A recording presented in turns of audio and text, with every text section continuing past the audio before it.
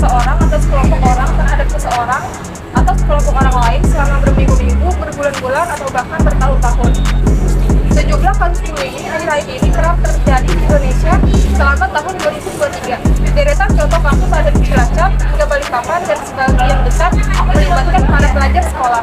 Berdasarkan data Federasi Serikat Guru Indonesia, kasus pembulian atau perundungan di lembaga pendidikan tercatat sebanyak 23 selama periode Januari sampai September 2023. Rinciannya terdiri dari 25% SD, 25% SMP, 18,75% SMA, 18,75% SMK, 6,25% MTS, dan 6,25% di pondok pesantren.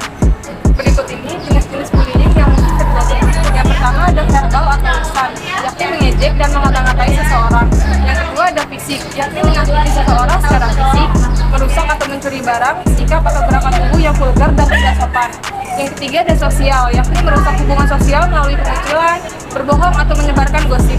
Yang keempat ada ancaman, yakni membuat seseorang merasa takut, terintimidasi atau membuat mereka melakukan hal-hal secara terpaksa. Yang kelima ada cyberbullying, yakni membuli melalui internet, telepon seluler atau teknologi lainnya untuk mengganggu, mengancam, mempermalukan atau menyasar orang lain.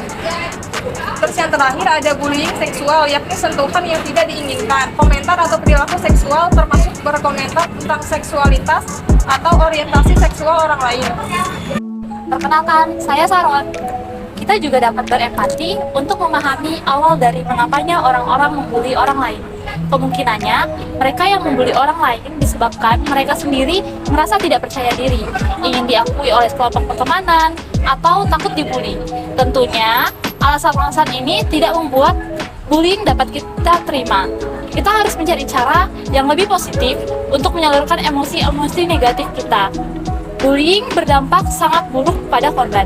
Di antaranya kesedihan dan suasana hati yang berubah-ubah, kurangnya rasa percaya diri, menjadi pribadi yang tertutup, kurangnya pencapaian dan keinginan untuk belajar, keinginan untuk pindah sekolah, depresi, berpotensi untuk membuli orang lain, menyakiti diri sendiri atau orang lain, bahkan bunuh diri.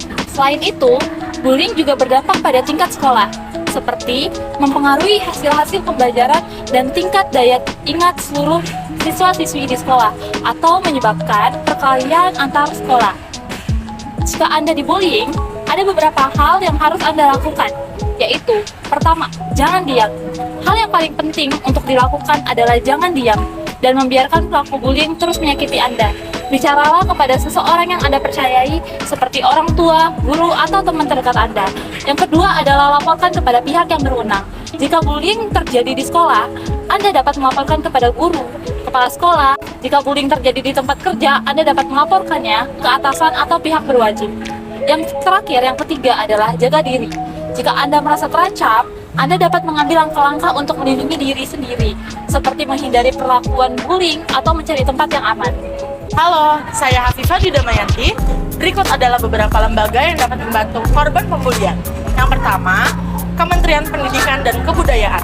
Yang kedua, Lembaga Perlindungan Anak atau LPA. Yang ketiga, Komisi Nasional Anti Kekerasan Terhadap Perempuan atau Komnas Perempuan. Yang keempat, Yayasan Pulih.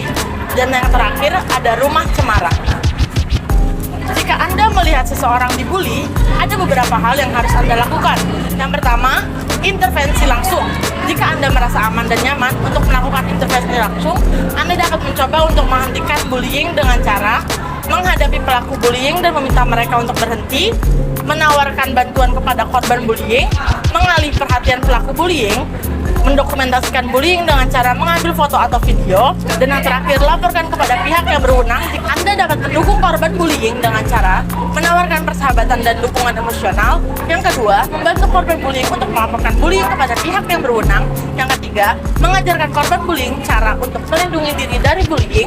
Yang keempat, cegah bullying terjadi lagi. Anda dapat mencegah bullying terjadi lagi dengan cara mengedukasi orang lain tentang bullying dan dampaknya, mendorong lingkungan yang inklusif dan suportif, dan yang terakhir, menegur perilaku agresif dan intimidatif. Audio Jungle.